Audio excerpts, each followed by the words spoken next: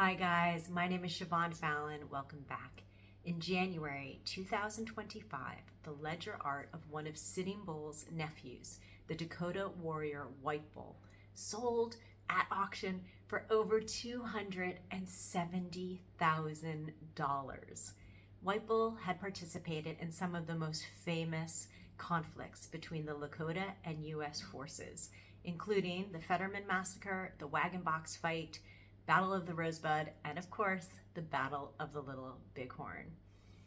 But it wasn't until after White Bull's death that the Western writer Stanely Vestal made a startling claim that it was White Bull who was the man who killed George Armstrong Custer at Last Stand Hill on June 25th, 1876.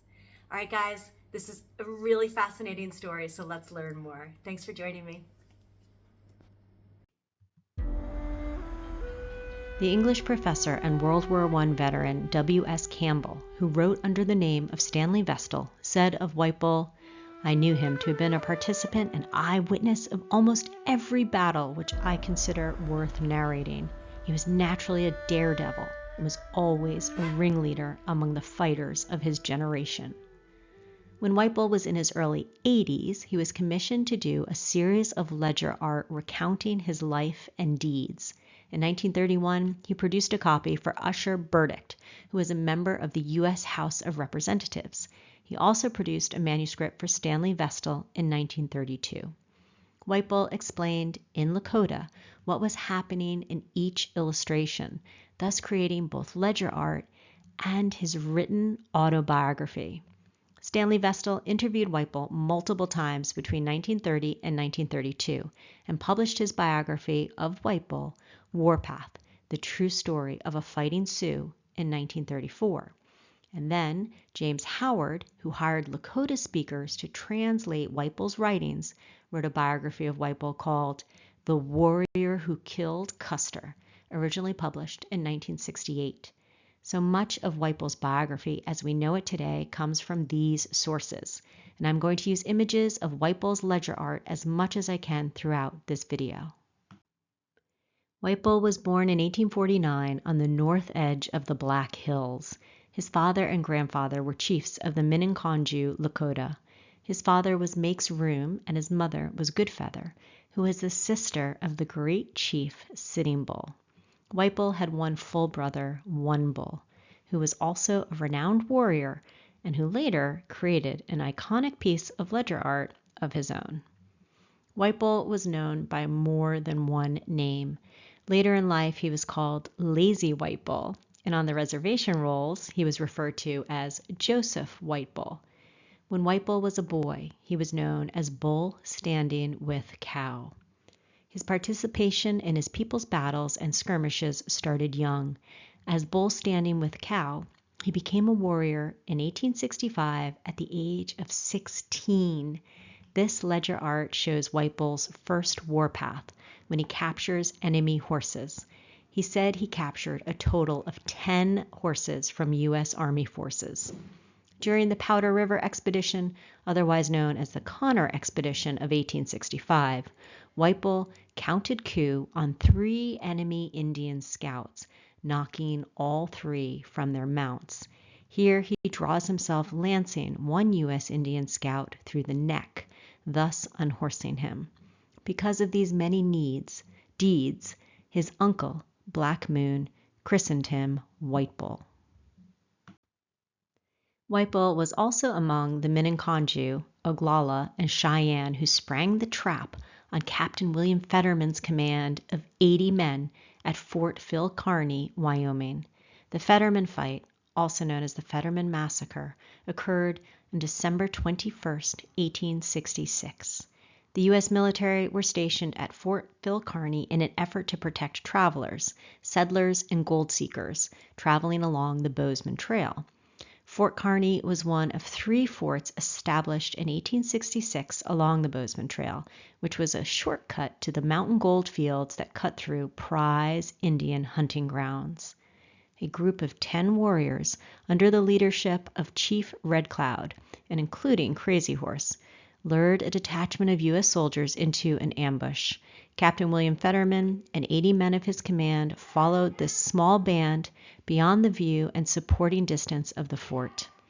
Then they suddenly found themselves facing up to 2,000 Cheyenne, Lakota, and Arapaho warriors. All of the U.S. soldiers, with Captain William J. Fetterman, were killed by the Native American warriors.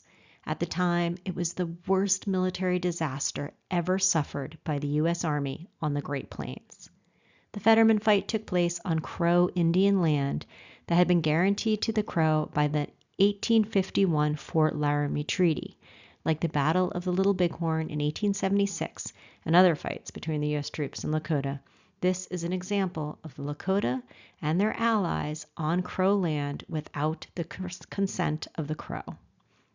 During the Fetterman fight, White Bull dragged a wounded Lakota warrior to safety. He also killed one soldier with his bow and arrow. White Bull lanced this U.S. soldier through the head. This is the ledger art from Stanely Vestal's copy. And here is the ledger art from the Usher Burdick manuscript. You can see how similar they are, but the images are not exactly the same. Historians think White Bull may have had his own master copy, and that he worked off of it when he made his copies for Burdick and Vestal. On July 31, 1867, troops from Fort Phil Kearny under Captain James Powell were the security detail for the wood train and wood-cutting camp who provided fuel for the fort.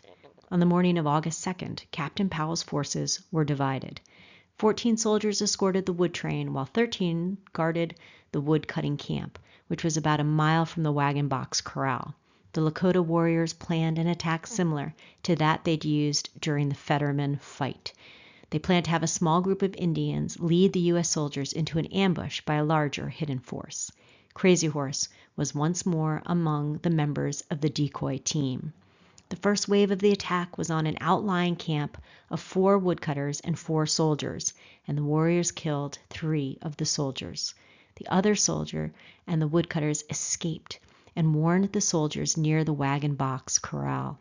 Meanwhile, the attacking warriors stopped at the woodcutters' camp to capture the horses and mules there, which gave the soldiers, taking refuge in the corral, time to prepare for an attack.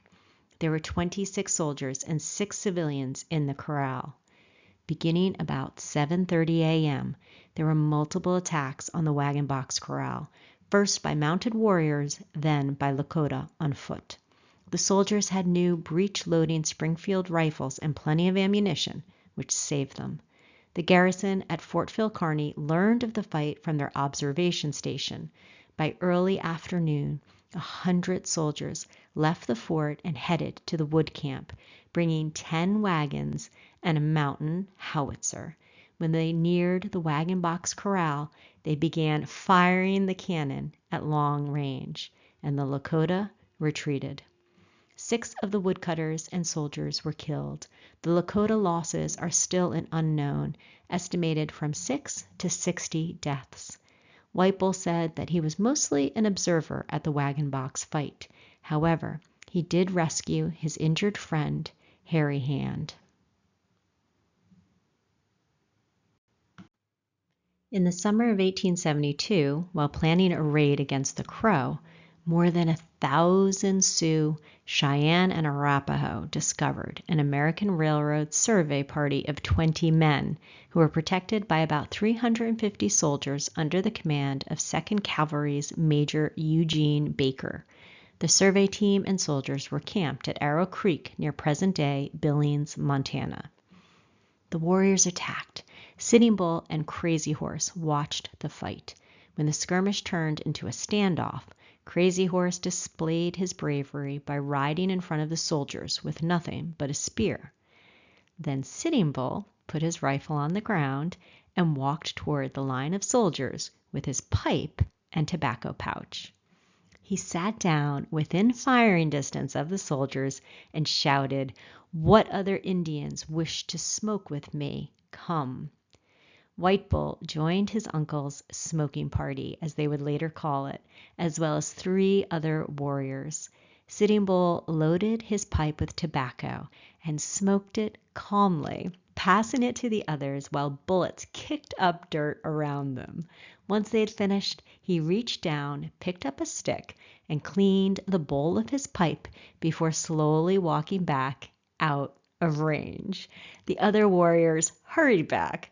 One left in such a rush that he forgot his bow and arrows. White Bull demonstrated his own bravery by returning and retrieving his friend's weapons. White Bull later called Sitting Bull's actions, quote, the bravest deed possible. By the time he was 26 years old, White Bull had already participated in 19 engagements.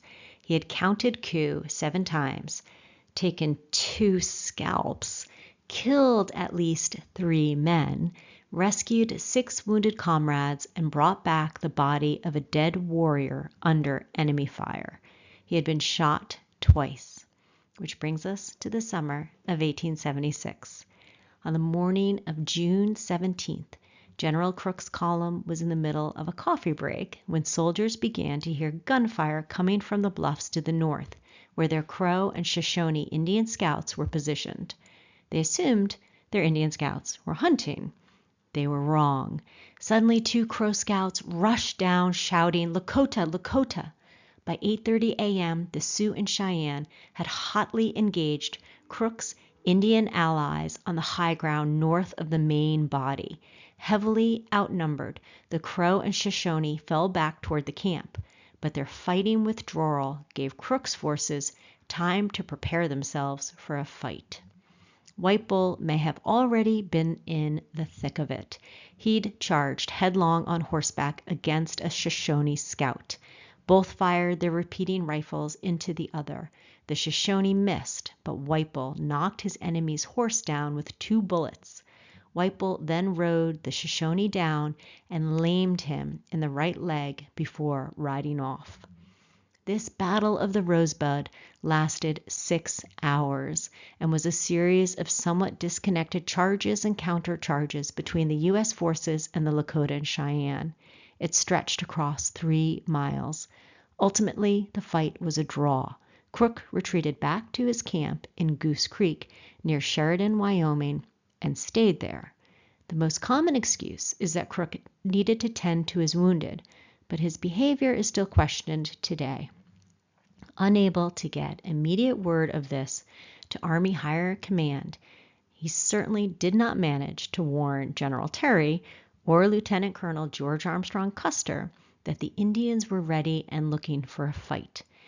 So you could say that the Lakota and Cheyenne, by handicapping Crook, or at least halting his ability to stay in the field, helped pave the way for Custer's defeat by the very same warriors only 8 days later. And finally, we come to the Battle of the Little Bighorn, June 25th and 26th, 1876, when Lieutenant Colonel George Armstrong Custer and the 7th Cavalry, accompanied by a contingent of Arikara and Crow U.S. Army Scouts, attacked the combined forces of the Lakota and Cheyenne. The Lakota and Cheyenne were camped on the Little Bighorn River in Crow territory. Custer had divided his regiment into 4 columns. He sent Captain Frederick Benteen and 3 companies on a scout to the left to make sure they cut off that avenue of escape. A few miles later, Custer sent Major Marcus Reno and his 3 companies, with most of the Indian scouts, down into the valley to bring the Indians there to battle. Then Custer led 5 companies around to attack the other end of the vast tribal circles. Meanwhile, the pack train, with its security detail, followed in the rear with the additional ammunition. White Bull later described the fight in this way. The Cheyenne, Oglalas, Minneconjous, San Arcs, Hunkpapas, some of the Two Kettles, and some of the Blackfoot were there. Longhair charged the camp, and there was lots of confusion. Many Dakota were killed as a result of this first charge, and this made them, the Dakota, mad. We counterattacked. We fought with them, and I was in the first assault wave. We had a great fight with the soldiers, and as many Dakota were killed as we killed soldiers. During the fight, White Bull said he counted coup 7 times. 6 of them were firsts. He killed at least 2 men in hand-to-hand combat, captured 2 guns and 12 horses, had his horse shot out from under him, and was wounded in the ankle by a spent bullet. Here is an image from the Vestal manuscript.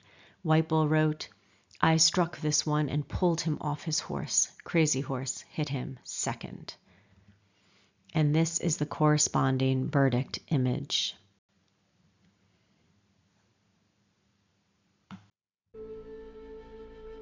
Of course, White Bull's most shocking claim was that he killed George Armstrong Custer.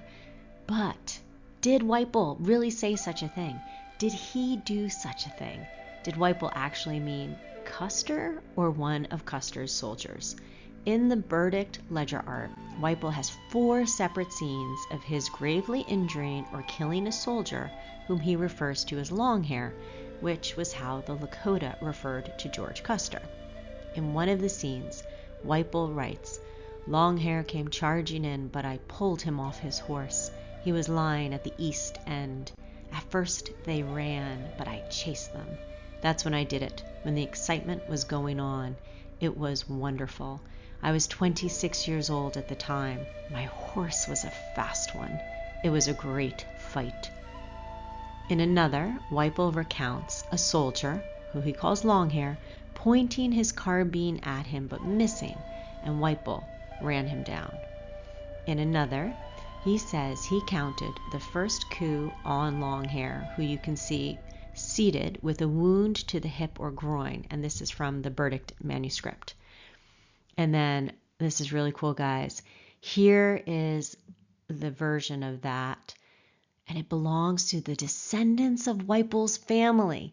So this color image you see there, that might actually be from the original or master copy that White Bull used himself when he made copies for Vestal and Verdict. So I need to dig more into that and see what I can learn. I just found this image in an online article, but it didn't go into detail. So I'll see what I can find, guys, by the time I put together part 2. Okay, and then in the final scene where he specifically mentions Longhair, and this is the one in the verdict manuscript, White Bull says, "This is White Bull. I grabbed him and I killed him. I counted first coup. He hit me with his fists and hurt me, and then he grabbed my braids. I grabbed his carbine and killed him with it. I was scared, but I finally succeeded. The soldier was Longhair." So it was Stanely Vestal, and this is Stanely Vestal's image of the same scene.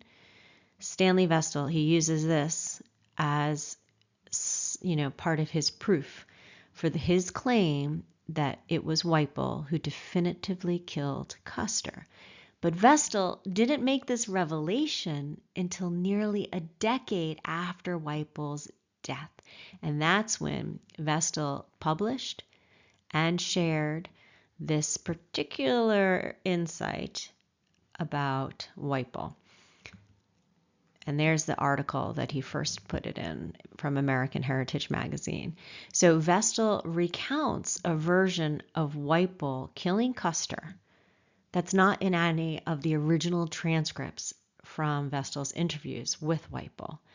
So there's some other clues and details as well, guys. Come back, watch part 2, and we're going to really deep dive into this to see what we think. Immediately after the Battle of the Little Bighorn in June 1876, the tribes who had fought the 7th Cavalry dispersed. On October 15, 1876, in a fight with Lieutenant Colonel Elwell Otis and 5 companies of the 17th and 22nd Infantry, White Bull was shot in his upper arm, and you can see in that image there blood coming from his arm.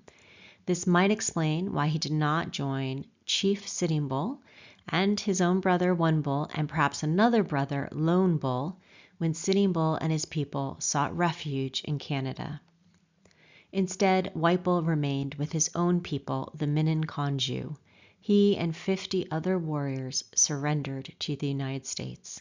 He was settled at the Cheyenne River Agency. In Whiteball's ledger book, toward the end, he lists, but does not illustrate, the other events of his life that were not war-related. So I'm going to let him speak for himself there. I followed the ways of my father, and then I followed the ways of the whites, as the president instructed us to do. Thus I joined the Indian police. Since then I have served as tribal judge. Another office I held was that of sergeant at arms. I have also served as a catechist and as leader of the young men's church group. At the time that the Ute Indians were having difficulties and were going to fight the soldiers, the government asked me to help, so I went over there and arrested them. I brought the Ute Indians back to the Minneconjou district.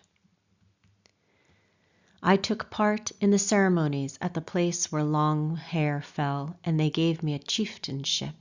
The whites gave me a commission in the army.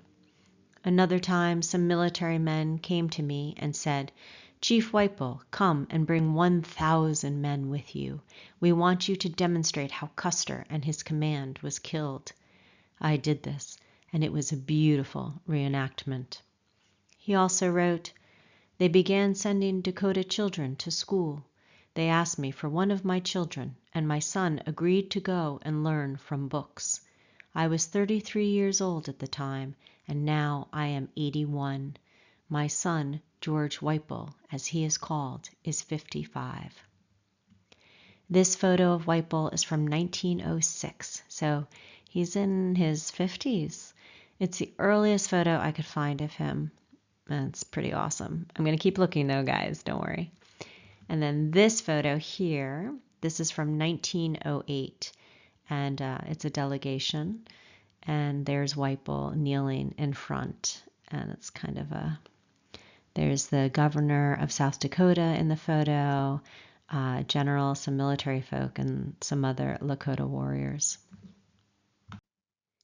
One thing Whiteball does not mention in his ledger book is that he may have had up to 15 wives over the course of his long life. So that's a pretty energetic fellow. Sometimes he even had 2 wives at a time. However, Whiteball does share this particular domestic scene as ledger art, and I love these insights. You can see there, sorry, I could only find a black and white image of it, but of the teepee. And I think it's really fantastic. He gives credit to the women for their own important skills. He writes, "This is a picture of the Buffalo High teepee in which I lived. I was living in it the summer they were fighting with the Crow Indians across a body of water. The poles you see we cut at White Mountain. I was with my wife cutting these teepee poles. The buffalo I shot, and 3 women tanned them. They were good seamstresses, my friend. For a good teepee of this sort, 22 poles are required. I was 25 years old at the time. I had a fine lodge and 17 horses of my own. It was good, my friends. Chief Whiteball."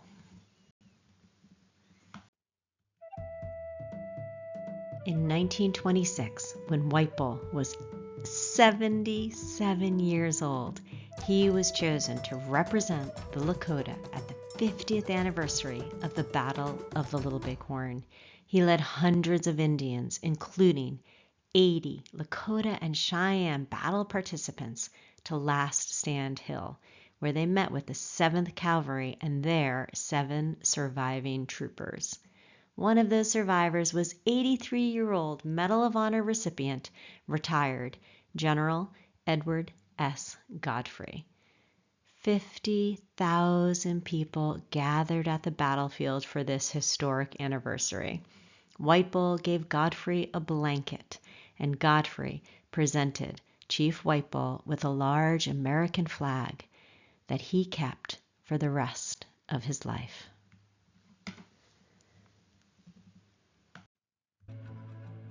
There was also a reconciliation or burying of the hatchet ceremony the next day, held at the tomb of the unknown soldier in Garryowen with General Godfrey. It was during these anniversary celebrations that Stanely Vestal first became interested in Whiteball's story. Vestal followed up with 10 days of interviews with Whipple in 1930 at Whipple's cabin near Cherry Creek at the Cheyenne River Agency. He also interviewed Whipple's brother, Wunble. Vestal returned to interview Whipple once more in 1932. These interviews formed much of Vestal's biography of Chief Sitting Bull, as well as his biography of Whipple, which was published in 1934. Here is an awesome image that Vestal took of Whipple in 1932 with the very flag that he had received from General Godfrey at the anniversary. The artist David Humphrey Miller also interviewed Whipple and other Little Bighorn participants while he was painting their portraits. And here are two of the sketches and paintings that Miller did of Whipple. In July 1947, just a month after the death of his brother Wunble, Chief Joseph Whipple, who had witnessed so much of the conflicts and controversies of the Indian Wars, a man who had lived and fought alongside some of the greatest Lakota warriors and leaders of his generation, and a man who remained a leader himself to his people on and off the reservation, Chief Whipple, aged 98 years old, died at the Cheyenne River Agency.